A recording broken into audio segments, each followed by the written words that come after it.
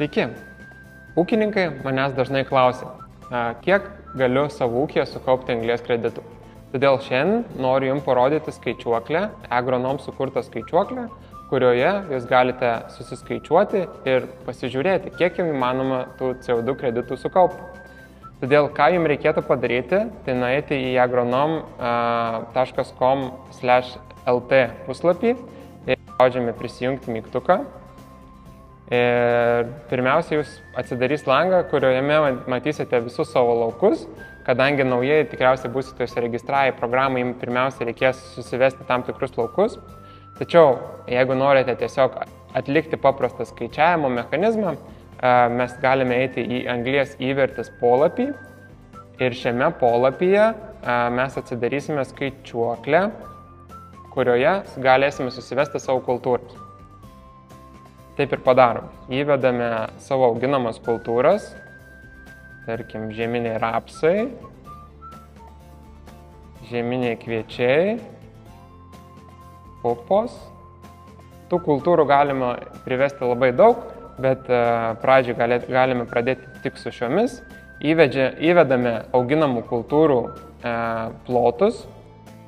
Skaičiavimo dėlį irgi įvesiu po 100 hektarų, kad būtų paprasčiau.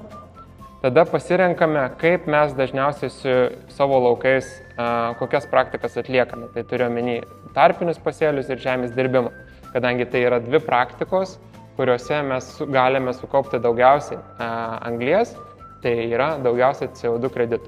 Todėl mums labai svarbu šios dvi praktikos.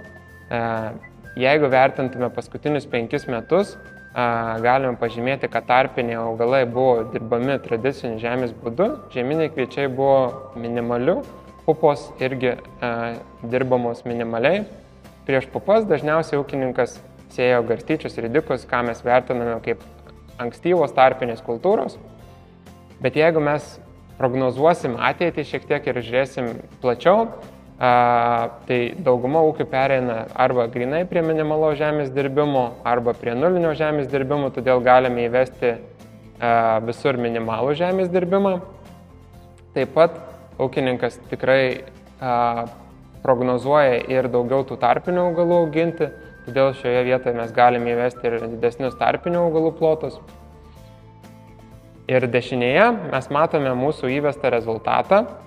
Tai būtent ši skaičiuoklė parodo, kad tokiam pavyzdiniam 300 hektarų ūkiui galima sukaupti apie 230 tonų CO2, kas susikonvertuotų į 170 kreditų ir pinigais tai būtų apie 6000 eurų kiekvienais metais.